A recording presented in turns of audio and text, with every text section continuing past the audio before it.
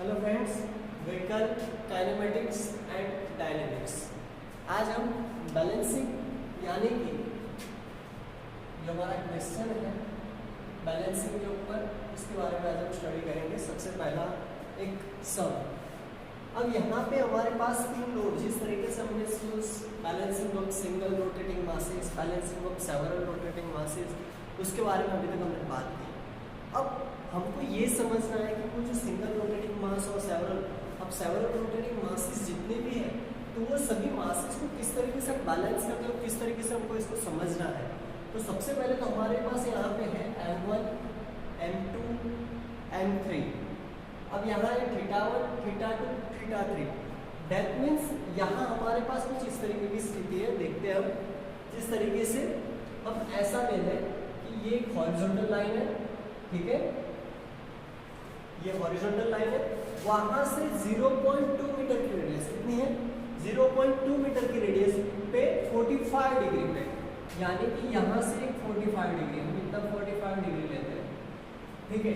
वहां पे एक वेट लगा हुआ है, कितना, 200 kg,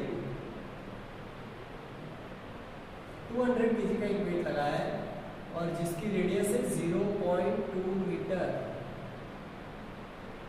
ठीक है, जिसकी रेडियस क्या है 0.2 मीटर। यानी हमारे पास M1, θ1 और R1, ये है हमारा M1, ये हमारा θ1 और ये हमारा R1। अब हमको यहाँ और एक चीज बताइए कि वहां से 75 डिग्री, यानी ये जो लोड लगा हुआ है वहां से आगे 75 डिग्री और अगर हम आगे जाए, ठीक है, हाँ, कि अगर और हम 75 डिग्री आगे जाए तो वहां एक और लोड लटकाया हुआ है। जो लोड कितने केजी का है, तो कि 300 केजी का है।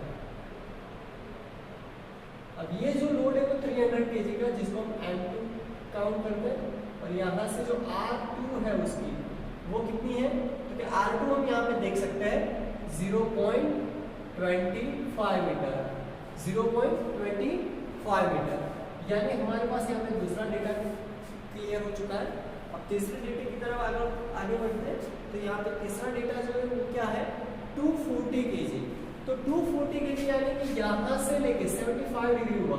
अब ये जो है 75 डिग्री, अगर आपको समझ में ना आए कि 240 kg यानी 135 डिग्री कैसे लेना है, ठीक है, 135, तो यहाँ से आप सेमी सर्कल रख के भी आप 135 ले सकते हैं, ठीक है। अगर इस तरीके से समझ में नहीं आ रहा है तो हमारे लिए सबसे अच्छी चीज़ ये है 75 डिग्री और 45 डिग्री, और इसके अंदर 135 डिग्री अगर हम ऐड कर ले तो 7 7 41 59 255 डिग्री, कितना डिग्री हुआ, तो कि 255। और उसमें से अगर हम हॉरिजॉन्टल लाइन ले तो 180 डिग्री है, तो 180 डिग्री अगर हम इसमें माइनस कर ले तो सिर्फ कितना बचेगा, 75 डिग्री। तो हमको 75 डिग्री यानी यहाँ से लेके ये जो है इसकी 180 डिग्री, यानी ये जो लाइन है उसकी 180 डिग्री सीधी लाइन होगी, और यहाँ से 75 डिग्री, तो 180 डिग्री जो है, ठीक है। अब हमको ये समझना है कि ये जो लाइन है यहाँ से लेके हमारा कितना डिग्री है, 135।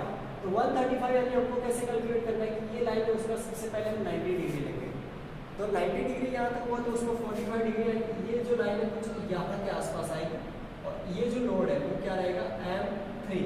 तो M3 जो लोड है वो कितने केजी का है, 240 केजी। इन शॉर्ट आपको यहाँ पे प्रोटेक्टर, यानी जिसको आप अर्थ बोलते हो, जिसको आप सेमी सर्कल बोलते हो, प्रोटेक्टर कहते हैं, तो उससे अब ये कितने डिग्री का है, तो 135 डिग्री।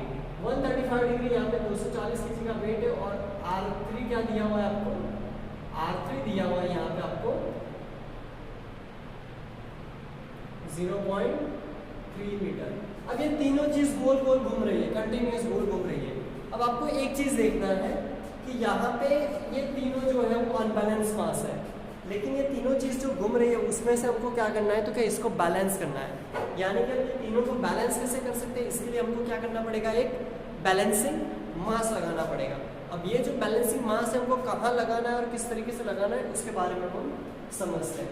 तो सबसे पहले यहाँ पे हम देखें, जिस तरीके से हमने यहाँ पे ड्राइंग कर लिया उससे हमको समझ में आ रहा है कि हमारे पास जो गिवन डेटा था M1, M2, M3, θ1, θ2, θ3, उसके बाद R1, R2, R3।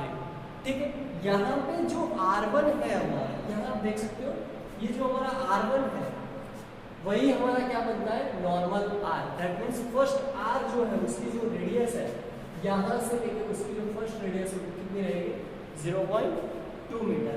यानी ये आपको ध्यान में रखना है। लेकिन यहाँ पे लोड जो है वो 0.25 मीटर पे है, तीसरा जो है वो 0.3 मीटर पे है, और यहाँ तो 3 वेट है और तीनों 3 वेट कैसे है, डिफरेंशिएट है। आपको जीपीयू में भी कुछ ऐसा ही सब पूछा जाता है, इसलिए और ये जो सम रहता है वो इतने मार्क्स का रहता है, आपके बोर्ड की एग्जाम में 7 मार्क्स का रहता है। अब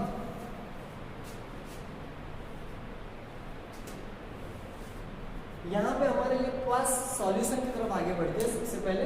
तो अब सॉल्यूशन में हम देखें तो सबसे पहले हमको सॉल्यूशन में क्या करना है, तो हमारे पास जो लोड है, जिस तरीके से मैंने आपको आगे के लेक्चर में बताया था balancing of several rotating masses, उसके अंदर मैंने बताया था कि सबसे पहले हम क्या करते हैं, M1R1 यानी MR करते हैं। जो भी मास है उसको किससे कैलकुलेट करना है, रेडियस से कैलकुलेट करना है, उसके साथ मल्टीप्लाई करना है। तो वही चीज हम यहाँ पे कर रहे हैं। आप देख सकते हो कि सबसे पहले M1R1, तो M1 और R1, M1 हमारे पास क्या है 200 kg, R1 क्या है हमारा, अब 0.2 मीटर रहेगा, उसको हमने मीटर में कन्वर्ट कर दिया है। ठीक है, जब भी आपके पास कोई भी लोड दिया जाता है और कोई भी वेट दिया, एनी काइंड ऑफ रेडियस दी जाती है, तो radius should be given in metre. Okay, अगर सेंटीमीटर में तो लास्ट में भी आपको सेंटीमीटर में आंसर मिलेगा, उस सेंटीमीटर का आंसर आपको किसमें कन्वर्ट करना पड़ेगा, मीटर में। तो उससे अच्छी चीज़ ये है कि हम पहले से उसको किसमें कन्वर्ट कर दें, मीटर में कन्वर्ट कर दें। अब यहाँ पे जो दिया हुआ है 200 मल्टीप्लाई बाय 0.2, तो 200 मल्टीप्लाई बाय 0.2, दैट मीन्स यहाँ से हमने 200 को लिया, यहाँ से 2 को लिया, आंसर इज 40। उसी तरीके से यहाँ पे M2R2, तो M2R2 जो है हमारा वो क्या है, 300 multiply by 0.25, so 300 multiply by 0.25, इसका मतलब यहाँ पे ये हुआ 75 kg इंटू मीटर। अब आप एक काम करना, जब भी आप ये सम सॉल्व कर रहे हो तो आपके पास साइंटिफिक कैलकुलेटर रखना, जिसकी बदौलत आप इसको आसानी से सॉर्ट आउट कर पाओ। ठीक है, जितना हो सके उतना जल्दी इसको सॉर्ट आउट कर पाओ। अगर साइंटिफिक कैलकुलेटर आपके पास रहेगा तो आप जितना हो सके उतना जल्दी ये जो क्वेश्चन है उसको अटेम्प्ट कर पाओगे, बिकॉज ये क्वेश्चन कोई कॉम्प्लिकेटेड नहीं है, बहुत ईजी सम है, जिसकी बदौलत हम इसमें 7 out of 7 marks total gain कर सकते हैं। तीसरा जो है हमारा क्या है, M3R3, तीसरा जो है हमारा M3R3, that means 240 multiply by 0.3। कहाँ से आया था M3, ये रहा हमारा 240, R3 कहाँ से आया 0.3। पहले हमने लिया 200 और 0.2, दैट मीन्स ये जो था 200 kg, और 0.2 कहाँ से लिया हमने, ये रेडियस लिया। उसके बाद हमने M2R2, तो M2 हमने लिया 300 और R2 क्या लिया हमने 0.25। उसके बाद M3 जो है हमने यहाँ से लिया 240 और R3 हमने यहाँ से लिया 0.3। अब हमारे पास 3 आंसर मिल चुके हैं हमको, M1R1 40, M2R2 75 और M3R3 72। ठीक है, यानी हमारे पास 3 आंसर मिल चुके हैं हमको। कि अब हमको क्या करना है, अब हमको ये पता है कि तीनों चीज जो है वो एंगल पे है, कोई पर्टिकुलर एक डायरेक्शन में यानी स्ट्रेट लाइन में नहीं है, तीनों चीज एक एंगल पे घूम रही है। एंगल पे घूम रही है उसका मतलब ये है कि अब इसको मुझे कोई एंगल के साथ रिलेट करना पड़ेगा। अब एंगल के साथ रिलेट करते तब क्या होता है, तो उसको हम समझते हैं। जब कोई चीज, जैसे कि ये स्ट्रेट लाइन है, ठीक है, जैसे कि ये स्ट्रेट लाइन है, अब ये जो स्ट्रेट लाइन है उसके बारे में हम देखें तो हमको समझ में आएगा कि जैसे ये स्ट्रेट लाइन है और ये उसका वर्टिकल लोड है, ठीक है, लेकिन यहाँ क्या है कि ये जो स्ट्रेट लाइन है और ये लोड है, तो सिंपल सी बात है, ये कितने डिग्री पे आएगा, 0 डिग्री पे, ये कितने डिग्री पे आएगा, 90 डिग्री, ठीक है, सॉरी, ये कितने डिग्री पे आएगा, 90 डिग्री। 0 डिग्री दैट मीन्स क्या, sine 0, sine 0 is equal to 0 and sine 90 is equal to 1। लेकिन जब हमारे पास कोई एक ऐसा एंगल है, यहाँ पे तो हम साइन 0 ले सकते हैं और साइन 90 ले सकते हैं, लेकिन जब हमारे पास कोई एक ऐसा एंगल है कि जिस एंगल को हमको इलाबोरेट करना है, जिस एंगल को हमको समझाना है, तो जिस तरीके से हमारे पास एक ऐसी चीज है, यहाँ पे हम फिगर ड्रॉ करेंगे। अब आपको दिखेगा यहाँ पे कि जो हम फिगर ड्रॉ कर रहे हैं, ये जो एंगल है हमारा क्या है 0, ये हमारा एंगल क्या है 90, ठीक है। अब हमारे लिए एक और चीज है कि ये जो मैं 0 एंगल ले रहा हूँ, ये एंगल मेरा क्या है 0 और ये वाला एंगल क्या है 90। अब यहाँ पे जिस तरीके से मैं एक एंगल ले रहा हूँ ये, अब यहाँ पे मैंने कोई लोड लटका हुआ है जिसका एंगल है 37 डिग्री। कौन से डिग्री है 37 डिग्री। अब ये जो 37 डिग्री है तो 37 डिग्री को मैं कैसे कैलकुलेट करूंगा। तो सबसे पहली चीज ये होती है कि जिस तरीके से आपको पता होगा कि साइन और कॉस ऑलवेज हॉरिजॉन्टल लाइन जो होती है वो ऑलवेज कॉस को जस्टिफाई करती है और वर्टिकल लाइन ऑलवेज साइन को जस्टिफाई करती है, ये हमको याद रखना है। तो उस तरीके से अगर हॉरिजॉन्टल लाइन जो है एच हॉरिजॉन्टल, तो हॉरिजॉन्टल लाइन यहाँ पे ये है तो जिसकी वैल्यू किस में आएगी cos थीटा में आएगी। ठीक है, तो मैं यहाँ पे cos 37 की वैल्यू भी फाइंड कर सकता हूँ। ठीक है, और दूसरी बात है v that means vertical, that means यहाँ पे क्या आएगा साइन की वैल्यू आएगी वर्टिकल में, जो मैं किसकी वैल्यू फाइंड कर सकता हूँ 37। ठीक है, जब मैं दोनों की वैल्यू फाइंड करूँ तो मुझे पता चलेगा इसके बीच में है। जिस तरीके से अपने कोई घर पे जा रहे हो यहाँ पे इस तरीके से, अब एक रोड है जो यहाँ से ऐसे जा रहा है, एक रोड है जो यहाँ से ऐसे जा रहा है। अब ये कौन सा रोड अपने लिए इजी पड़ेगा, तो हमारे लिए सबसे मोस्ट इम्पोर्टेंट चीज़ ये रहेगी यहाँ से भी चले जाए एक बार यहाँ से भी चले जाए तो हमको पता चल जाएगा कि कौन सा रोड हमारे लिए सही है। उसी तरीके से यहाँ पे हमने क्या लिया, हॉरिजॉन्टल के लिए कॉस लिया, वर्टिकल के लिए साइन लिया। दोनों वैल्यू को हम जब कैलकुलेट करेंगे तो हमको जो आंसर मिलेगा वो कुछ इस तरीके का होगा जो हम यहाँ पे देखते हैं। तो अब हमारे पास जो है sigma H is equal to m1 r1, जो यहाँ से हमने उठाया डायरेक्टली m1 r1। अब m1 r1 तो हमने ले लिया, उसके बाद क्या लिया cos theta, that means EH। इसका मतलब है sigma that means cumulation that means addition of horizontal line, horizontal load, that means m1 r1 cos theta 1 plus m2 r2 cos theta 2 plus m3 r3 cos theta 3। that means ये जो load है उसके लिए हमने क्या लिया, ये m1 r1 और ये थीटा जो है वो cos theta 1। उसी तरीके से इसके लिए m2 r2 cos theta 2, m3 r3 cos theta 3। ठीक है, ये तीनों जो एंगल है उसको हमने यहाँ पे डिनोमिनेट किया, m1 r1 cos theta 1, m2 r2 cos theta 2, m3 r3 cos theta 3। अब m1 r1 यहाँ पे हम देख सकते हैं कि ये जो m1 r1 है इतनी चीज, तो इतनी चीज की जो वैल्यू है हमारे पास वो यहाँ पे दी हुई है m1 r1 कितना है 40। तो ये 40 हमने डायरेक्टली यहाँ पे रख दिया है 40। ठीक है, बाकी cos थीटा 1, तो थीटा 1 क्या है हमारा 45, जो यहाँ पे दिख रहा है हमको 45। तो 45 जो है डिग्री वो हमने यहाँ पे रखा, 40 cos 45 प्लस 75 cos 75।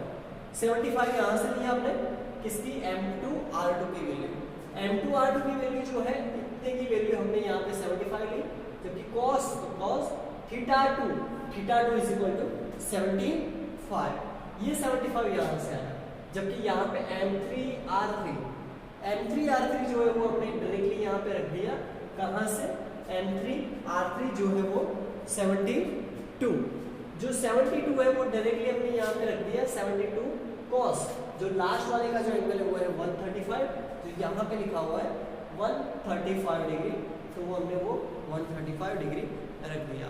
अब इससे आगे जो बढ़े उससे पहले आप लोग साइंटिफिक कैल से निकाल के आप खुद ट्राई करना कि सबकी वैल्यू फाइंड करना कि 40 cos 45 की वैल्यू क्या आती है, 75 cos 75 की वैल्यू क्या आती है और 72 cos 135 की वैल्यू क्या आती है।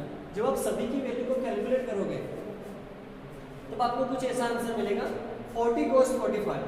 अब cos 45 की वैल्यू आपको पता है क्या होती है, ठीक है, उस हिसाब से 40 के साथ मल्टीप्लाई करते हैं 28.28।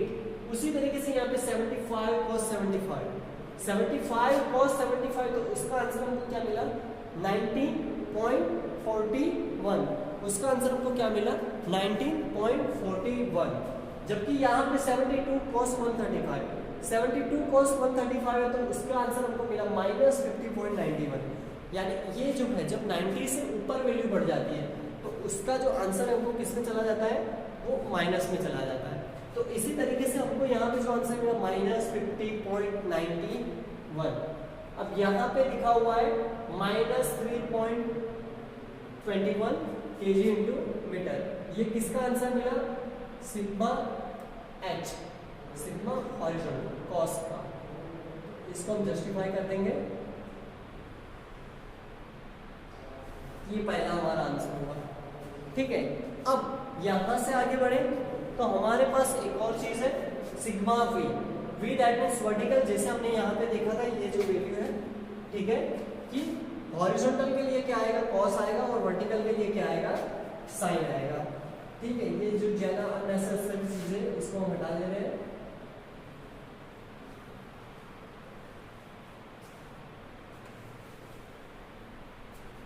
अब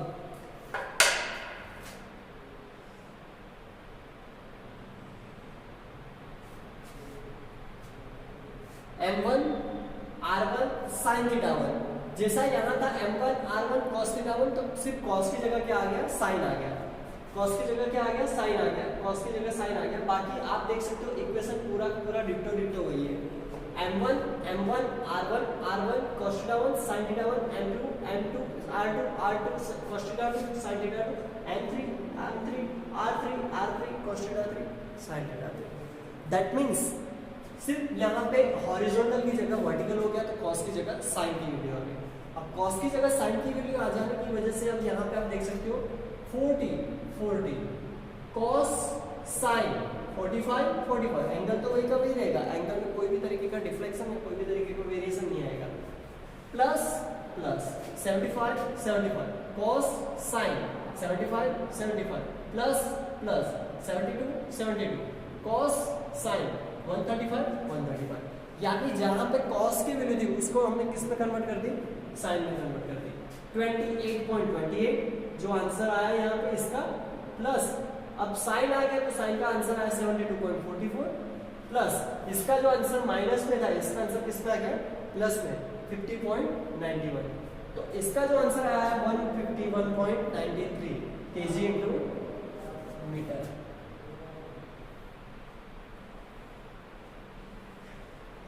यहाँ तक आपको समझ में आया होगा। ठीक है, अब आपको आगे पूछा गया है कि रिजल्टेंट सेंट्रीफ्यूगल फोर्स आपको R फाइंड करना है। तो R फाइंड कैसे करते हैं, तो सिंपल सी चीज है, √of sigma h square plus sigma v square. Simple equation है। पहला इक्वेशन हमारा ये था M1 R1 M2 R2 M3 R3 sigma h sigma v, ये दो इक्वेशन है हमारे। फिर इक्वेशन आया सिग्मा h स्क्वायर, यानी ये जो आंसर मिला उसका स्क्वायर और ये आंसर मिला उसका स्क्वायर। तो दोनों का आंसर सिग्मा h स्क्वायर यानी -3.21 उसका स्क्वायर प्लस सिग्मा v यानी 151.93 उसका स्क्वायर। जब हम दोनों का स्क्वायर कर रहे हैं अंदर और दोनों को ऐड कर रहे हैं तो 23,093.029 ये हमको एक आंसर मिला। अब ये जो हमको आंसर मिला तो हमारा r जो अंडर रूट निकाल दिया उसके बाद हमको आंसर मिल रहा है 151.96 kg इंटू मीटर। ये हमको आंसर मिला r = 151.96 kg इंटू मीटर, यानी इतना हमको रिजल्टेंट फोर्स और ज़्यादा जरूरी है अभी। अब यहाँ पे और एक इक्वेशन आ रहा है हमारा r = m इंटू r, यानी कि अब हमको बैलेंसिंग मास कितना लगाना है। जो हमको बैलेंसिंग मास यानी इतने सारे 3 बैलेंसिंग वेट है तो उसको बैलेंस करने के लिए हम ऐसा अनइवन घूम रहा है तो उसको बैलेंस करने के लिए हमारे पास बैलेंसिंग मास कितना होना चाहिए। सो r = m इंटू r हमारा ऐसा इक्वेशन है। तो हमारे पास r है, हाँ ये रहा, ये स्मॉल r है, स्मॉल r हमारे पास ये रहा 0.2। तो अब हम इससे m फाइंड कर सकते हैं। m = ये जो r था वो सामने की तरफ चला गया, डिवाइड में r/r। तो अब हमको जो मिल रहा है वो r = 151.96 अपॉन ये जो r है वो 0.2।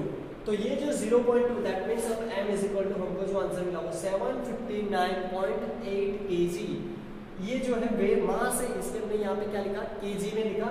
ठीक है, मास जो हमारा मिला बैलेंसिंग मास वो हमारा क्या है 759.8 kg। ठीक है, यहाँ तक। अब हमको ये समझना है कि ये बैलेंसिंग मास तो मिल गया हमें, लेकिन ये बैलेंसिंग मास जो है उसको हमको कहाँ पुट करना है, यानी ये जो सिस्टम है उसके अंदर हम कहाँ रख सकते हैं। तो tan थीटा डैश, यहाँ पे डैश दिया हुआ है, ठीक है। आप थीटा 1 2 3 तो ले नहीं सकते, ठीक है, इसलिए tan 5 ले सकते हो आपको अगर लेना हो तो।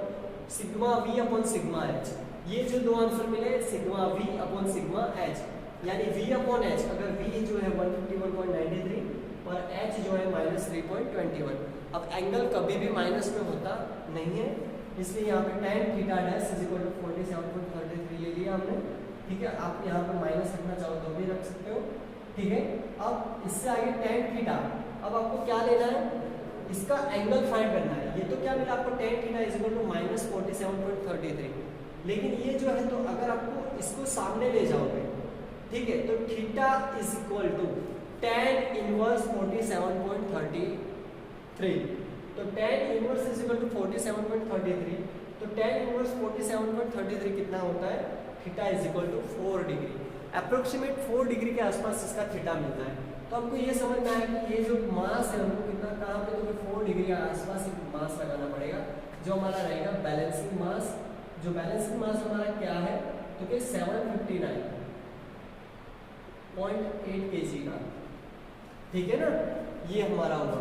और उसकी रेडियस क्या रहेगी, तो उसकी रेडियस रहेगी 0.2 मीटर, ठीक है। इस तरीके से हम अगर इसको डिज़ाइन करेंगे तो हमारा बैलेंसिंग का सब सॉल्व हो जाएगा। आपको ट्राई करना है एक बार, कोई भी वैल्यू 200 की जगह 300 रख के, 300 की जगह 200 रख के, कोई भी वैल्यू रख सकते हो और पूरा सब कैलकुलेट करना बहुत आसान है। अगर कोई भी कंफ्यूजन हो तो आप मुझे कॉन्टेक्ट कर सकते हो। Thank you.